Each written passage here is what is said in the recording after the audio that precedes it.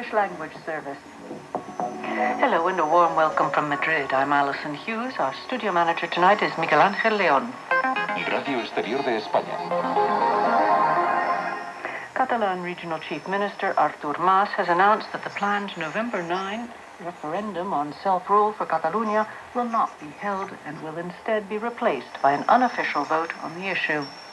The alternative he is presenting seeks to avoid direct confrontation with the government in Madrid, which is fiercely opposed to the referendum and which has succeeded in having suspended by the Constitutional Court while the justices study the legality of the case.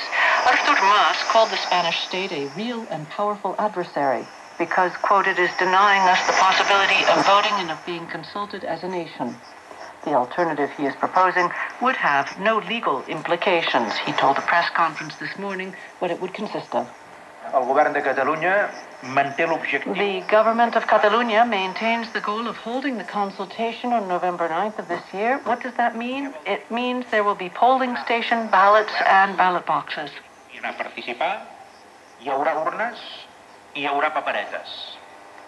While Mr. Mas's alternative has all the trappings of a referendum, it will be a survey without any legal implication. There will be no official census of voters, nor will civil servants be called upon to man the stations, all of which would have been illegal. The question on the ballot will be the same as planned for the original referendum. Do you want Catalonia to be a state? Yes or no? If the answer is yes, the next question is, do you want that state to be independent? The leader of the CIU nationalist bloc, Mas, also admitted that cracks had begun to appear in the consensus between the pro-sovereignty parties. He also put on the table the possibility of calling plebiscite elections to confirm the result of the unofficial vote. The Spanish Prime Minister, Mariano Rajoy, responded to Mr. Mas's declarations. If it's true that the referendum will not be held, that's excellent news. Spain is a democracy, an advanced country, and obeying the law is everyone's obligation, and even more so, those of us in government. The Deputy Prime Minister, Soraya Sáenz de Santa María, said, I think the Catalan Chief Minister has to reflect because he, his government, and his allies are in this situation precisely because they opened paths that went against the law. Before making new proposals, he should think a little. Precisamente por abrir caminos contrarios a la ley. Antes de hacer nuevas propuestas, creo que tendría que atender a esto especialmente. The Catalan leader also defended his proposition in Castilian Spanish. Es una consulta anticipada a la que puede ser la This is a consultation prior to what could be called the definitive vote, and furthermore it is a response to the way the Spanish state is behaving, trying to prohibit what cannot be prohibited, which is to be up to vote in a normal manner. Se le puede impedir a nadie, que es poder votar de forma normal. Health authorities in Spain have said that a nurse's assistant who is the first person to contract Ebola in Europe is still in serious condition but is improving. A German hospital, meanwhile, announced that a United Nations medical worker who was infected with Ebola while working in Liberia has died in Germany. The case of the Spanish nurse's assistant, Teresa Romero, like that of the nurse infected in the United States, has raised serious questions about how equipped hospitals are to cope with the Ebola outbreak. Spain's Minister of Health, Social Sciences, Services and Equality, Ana Mato, has attended a special session of the Senate to defend the government's handling of the Ebola virus. She said the government made the decision to repatriate the 2 infected missionaries working in Liberia and Sierra Leone with the, quote, absolute conviction that there was no risk of contagion for the public or personnel in the hospital. She also defended the guidelines followed in the treatment of the 2 missionaries who died from the virus, despite the subsequent contagion of a nurse's aide who had contact with one of them. The opposition and much of the Spanish public have been critical of the government's handling of the crisis, and many have called for the minister's resignation. Meanwhile, the health commissioner of the Madrid regional government, Javier Rodriguez, has apologized to the nurse's aide who was infected with the Ebola virus, Teresa Romero, and her husband, Javier Limon. Mr. Rodriguez acknowledged his unfortunate statements and says he understands the letter the nurse's husband sent him yesterday, calling on him to resign. The Madrid health commissioner had sparked waves of indignation when he said Ms. Romero might have lied, and when he blamed the contagion on her behavior. Ms. Romero had 2 contacts with one of the infected missionaries whom she treated. And Finally, the Deputy Governor of the Bank of Spain, Fernando Restoy, has said that the state is entitled to demand reimbursement for the amounts improperly spent by the board members and executives of the Caja Madrid Savings and Loan. Some 86 people associated with the institution had been given credit cards for undeclared expenses on top of their expense account. And that's the news. North by Southwest with Nicholas Jackson is next. Radio Exterior de España.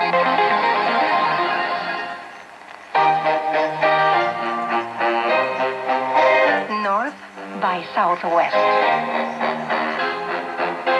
A taste of the United Kingdom in today's Spain on Radio Exterior, Radio Nacional de España, with the collaboration of the British Council.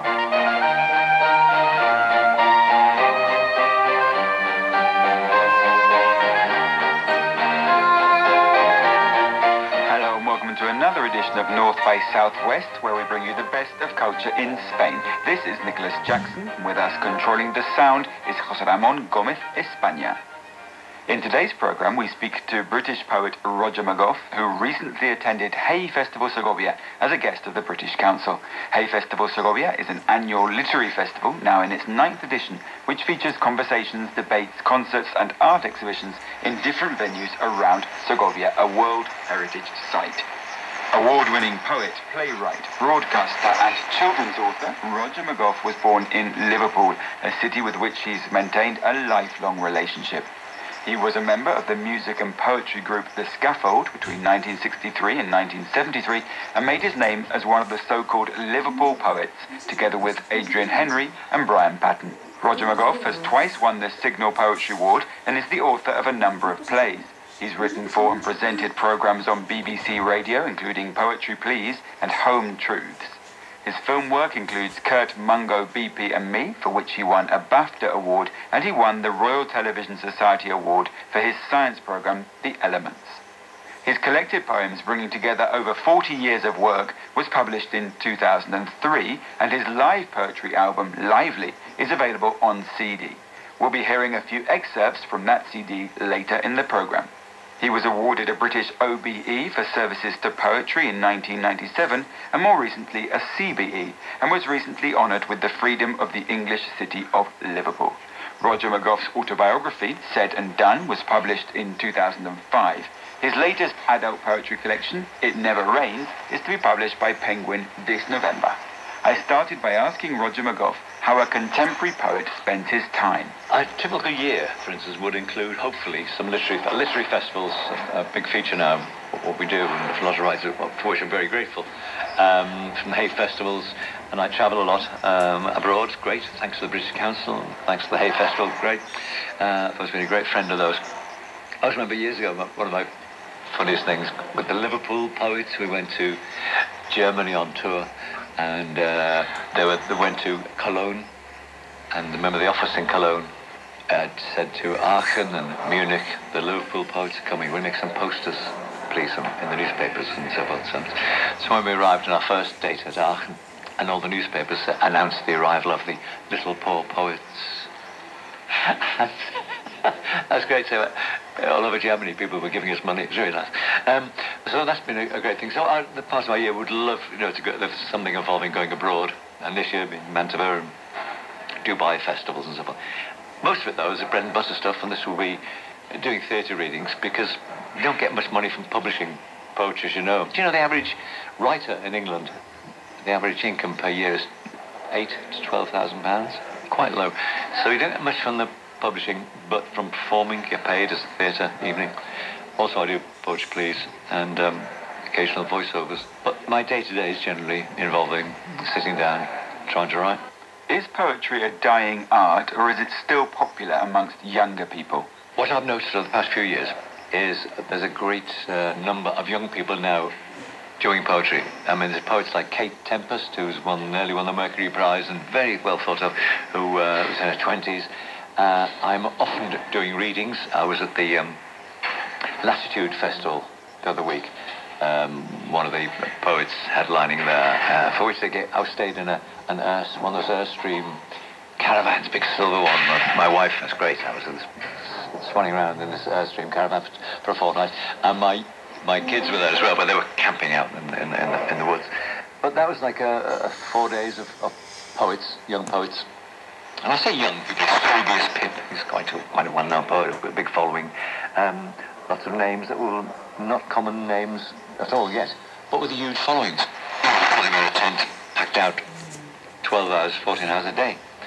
A lot of young people. So the poetry is that, but there's interest in it. More than there was, say, 40 years ago. And I've always found in my own life, because I mean, what I do is poetry, and I go to readings, and usually the halls are full. So I'm always surrounded. It always seems to me to be in a very good state. You know what I mean? I'm often asked by a presenter, is poetry having a resurgence? And always there's a resurgence, it's always there, but people don't talk about it very much. But I'm quite positive. I think it's more and more poetry going on. Is there a difference in performing styles between younger and older poets? Well, it's interesting when I talk quietly and proudly about playing at festivals with young poets. And I was at the festival Underbelly, and the Underbelly is this wonderful upturned purple town, huge, but it's a big tent, that's what it is, and you go in and there's lots of people, 500, 600 people, and I was there for an evening called Tung Fu, and Tung Fu is an outfit, young poets, they organise these things with music and the dance group, and on a regular basis, very popular, and I was there, and the same as Latitude, I was the only one reading from the book. All the young poets come up, they learn the poems off by heart, and they present them, and they perform them very well. Sometimes they may use fabulous, but I'm like a dinosaur, so there's been a huge change in how poetry is presented and how to make it appeal to young people. And I think that's the idea of the guy standing there, the girl standing there with a puppet. It's becoming a thing of the past. But I've always thought we get the books, which I don't need to hide behind. And also because I always like to do new poems, and in different, so I'll learn them in time. Is there enough poetry written in other languages and translated into English? We don't see enough poetry from other countries translated over. Why? I don't know if very badly for this English sense that we all speak English.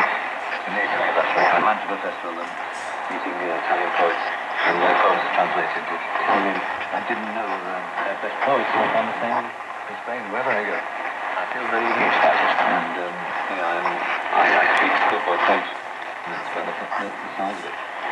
So a great laughter, yeah. Then again, sorry, Neil, take it easy again.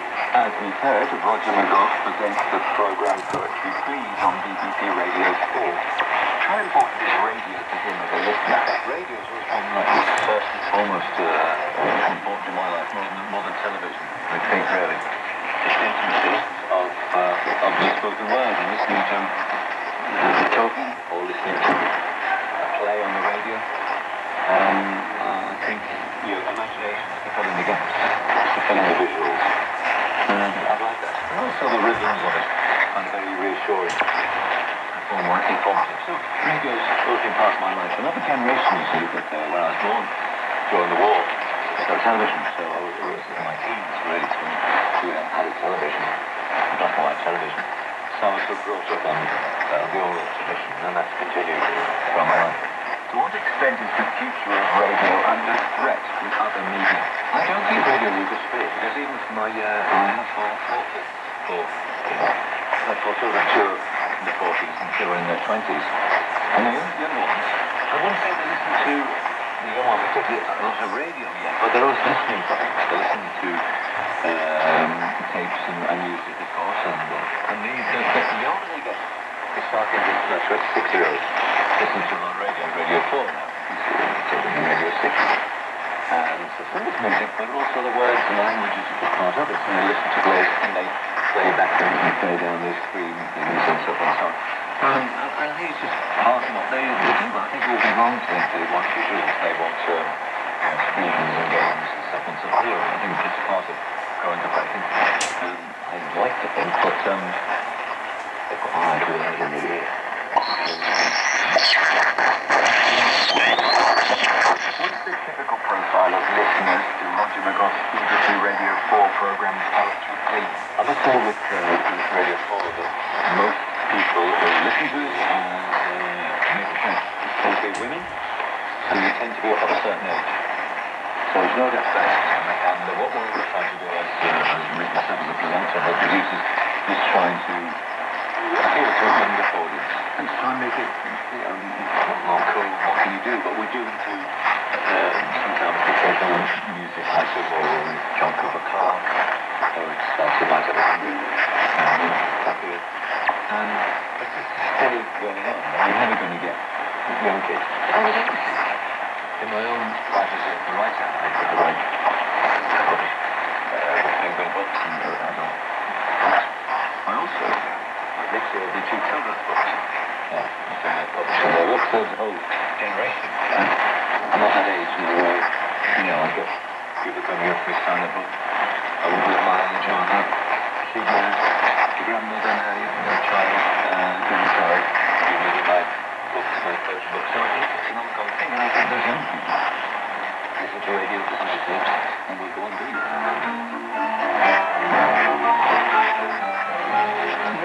By yourself, yes.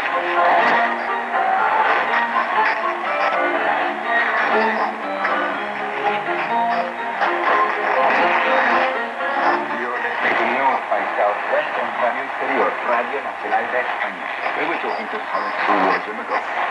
As we heard, Roger McGough was born in Liverpool and was part of the so-called Liverpool poets whose work was immortalised in the 1967 anthology The Mersey Sound. To what extent does he maintain a relationship with Liverpool? I strongly relationship with Liverpool. They made me a free man in the city.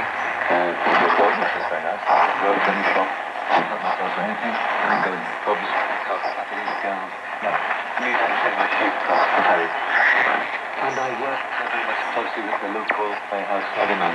Last 2 years, which I did 3 more years. I did Tartuffe, which was 6 months. I did Mise en Scène and had the contract. So that's the sort of going in. I still have access to Liverpool, so any excuse I have left. Roger McGough has worked closely with musicians, most notably part of the popular poetry group The Scaffold in the 1960s and 70s.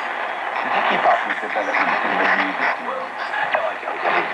Nor did I ever. Really. I was never, you know, in the Scaffold and responsible for some of the world's greatest hits. Only all the time I could sing anything. But that was great fun, but I was also a lyricist and a rather bad ordinary singer, never a musician. So that side of me was a great part of my life, and I enjoyed it. As a musician, I knew the difference. We're all a band together. You know, there's a bit of the old sort of English, you're all sort of the old one again. Oh, me and Jimmy Hendrix and Neil, Elton John, was Mr. Graham, people.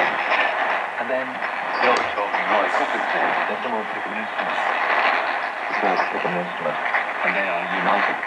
When you're in charge of that, you sort of realize that they're not musicians, so what are you doing this? So all far as all, earning money and being a performer, but not really being a member. So, no, I've never really been obsessed with what's going on in the music world. Roger McGough also writes for children. Is it difficult to create work for younger audiences? I think it's my writing when I'm my first writing when I came out of university, I was writing poems with Ned Shaw. I wondered whether they were poems because they weren't like poems I'd seen in some of the university magazines and they were about local things.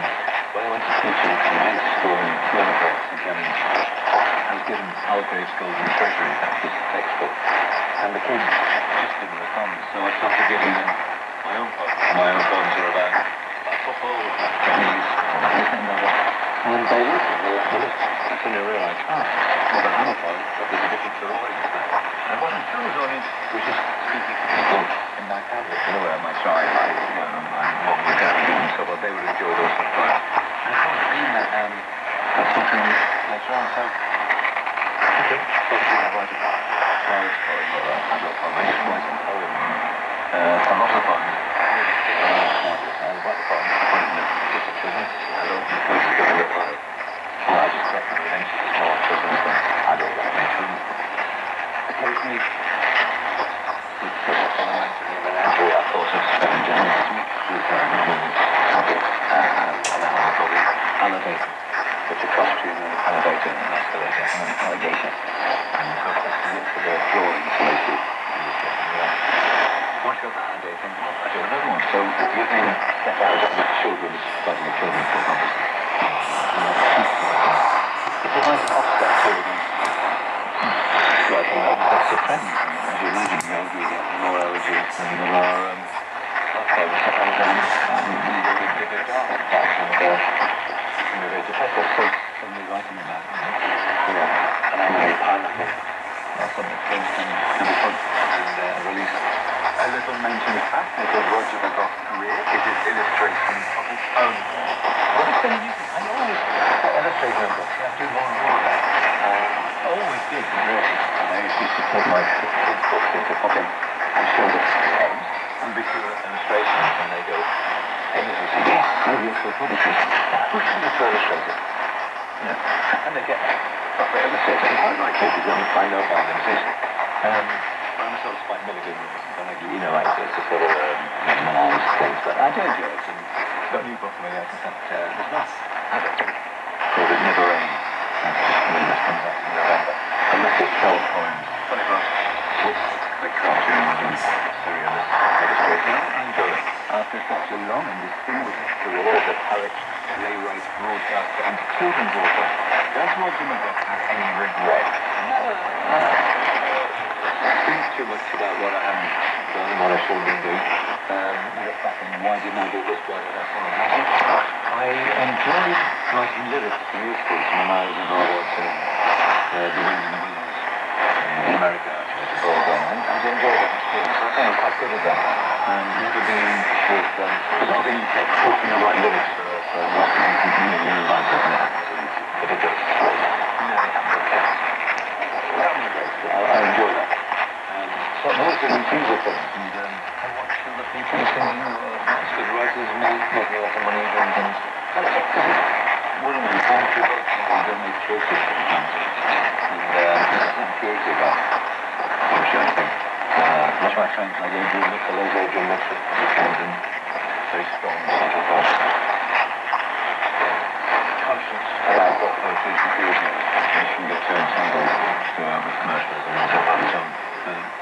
So, you never think too much about it. You know, thank God I can put pen to paper and think of something funny or something that I've never thought of before. British poet Roger McGough, ending this edition of the North of West and Radio Exterior, Radio Nacional de España.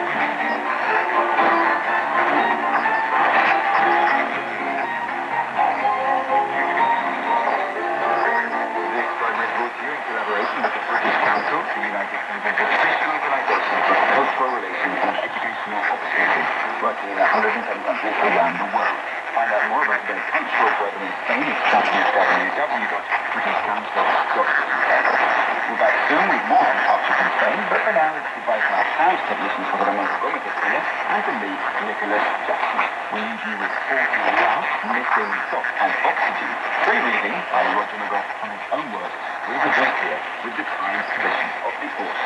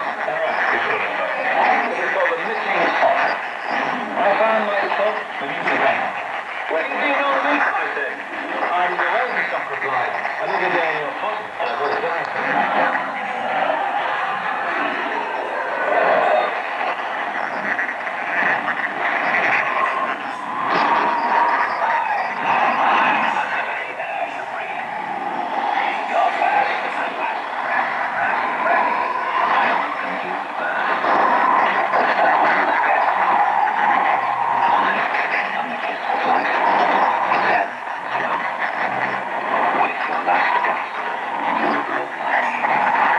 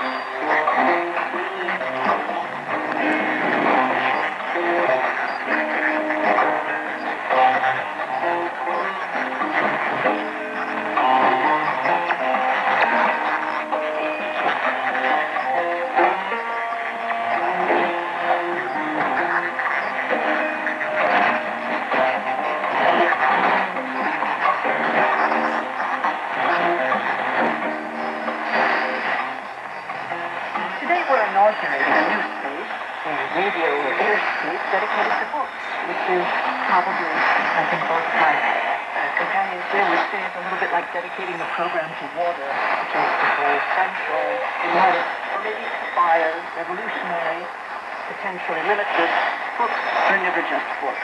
And I'm delighted to be joined in the studio by two men for whom books also constitute an essential element of their nature and our human nature.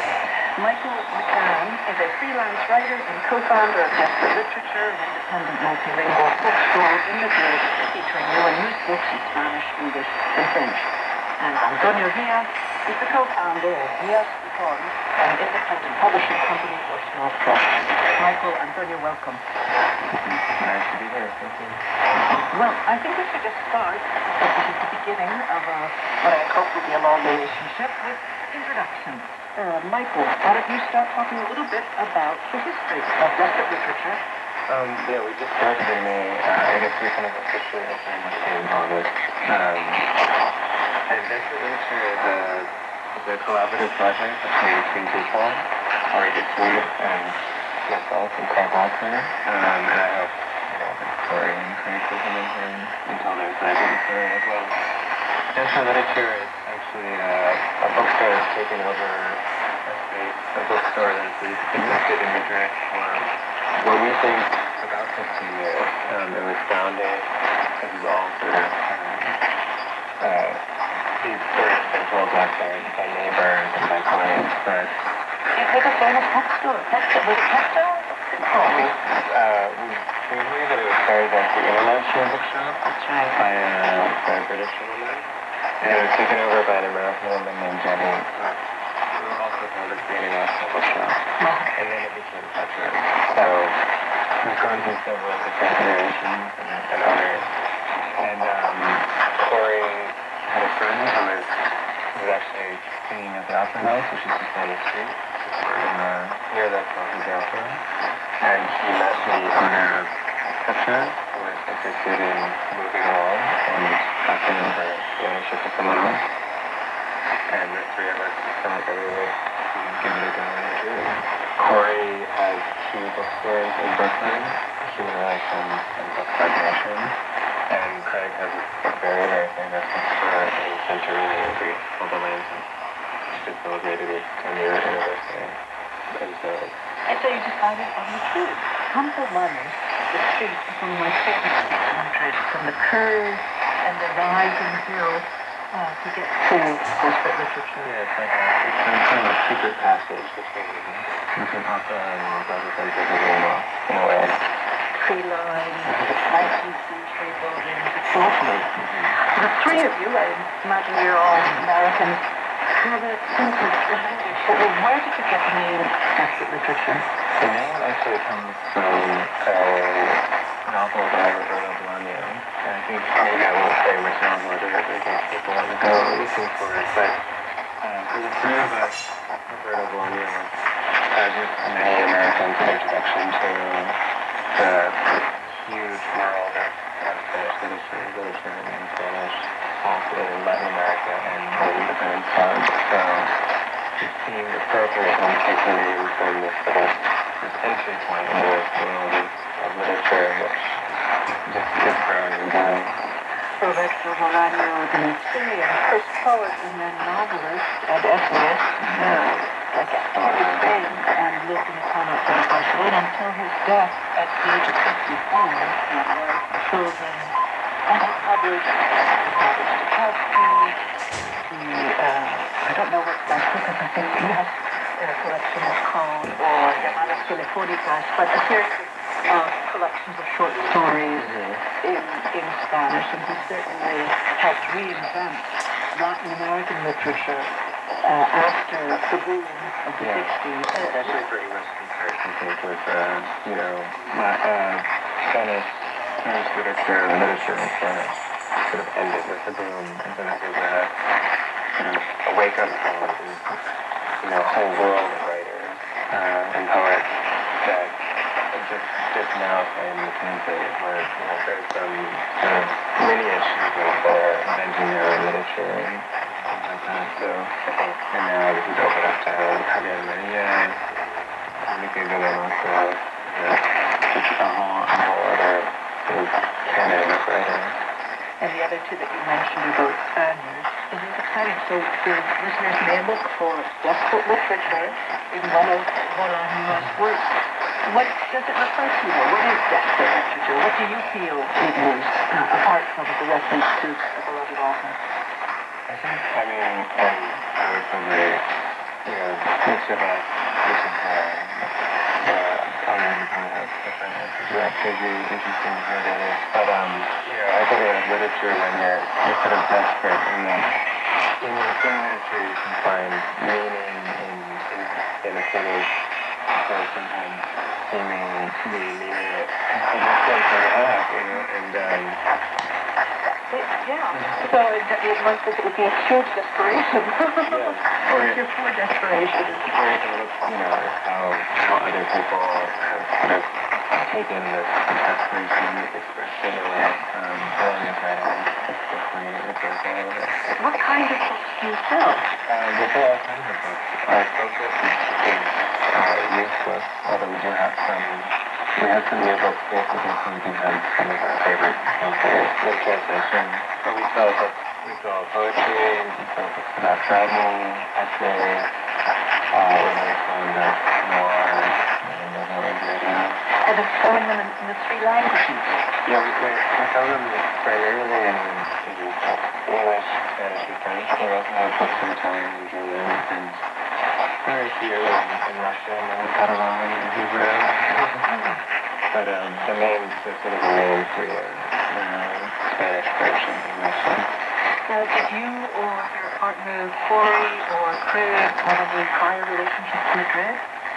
Craig actually has spent some time there, and he had a friend who had worked at Texas before him, and he had come to Madrid to buy Spanish books for surgery and photography. So he had more of I think he had a most relationship, I don't know, but I've been here very interesting. How did you meet your other two partners in this venture? Corey has been a friend of mine for 10 years, we met in New York, and I met Craig through Corey, through maybe what you're saying, like an international network. Well, I'm going to ask you much more about book selling, but I'm going to turn to another bookseller in a different sense. Antonio here. I noticed that in Michael's bookshop, they're selling new books by small presses, beautiful editions, and among them are editions from the collections of D.S. and Poland. So could you, Antonio, tell us a little bit about the history of D.S. and Poland? How long has this small press existed? Pues Alfonso House, was founded at the end of 2012, last 2 years ago, and was created by two friends, two old friends, Telefons and Noblejas. We were 15, maybe 14, and we had this freedom to create the house where we could fully those interesting books in this house, where you could find not only food, but another ways of expressing and representing the world. More taking some desire about the relationship between Ortega y Gasset and Maria Zambrano. Well, two major figures in Spanish thought. And the first one thought that usually, as we had in the tradition of enlightenment, we do have a tradition of knowledge. But Maria Zambrano said that we have a lot of knowledge in Spain, but in authority. That is why the tradition of Maria Zambrano. And when we take Maria Zambrano, we thought that we would like to put essay books, but not only about truth or books written on a specific but essay books that have written authority. And for now we have two collections, two series. The first one is about small books, serious books that bring useful for specific subjects, models para armar, Which refers to the models that we made with the little pieces. so for the novels that came out of Rayuela, came out of Pakistan. And that refers to the more rational-based essays. we know that books are useful. We need and we use books as tools, as documents of ideas. That's why we like small books. Books that you can learn, you can buy because they are very cheap, you can read fast, and you can use your ideas to critique themselves, of course. And to argue for people, they are books for talking. We have another series about art. We have, for example, a book about this. Someone very learning for me was the sound wasn't Sandy last time, but they had a relationship. It's very interesting because the original was created not only by the sound, but comes of this relationship between them. What is the name? Bond, Brighton, so now we are involved in these two series. We have to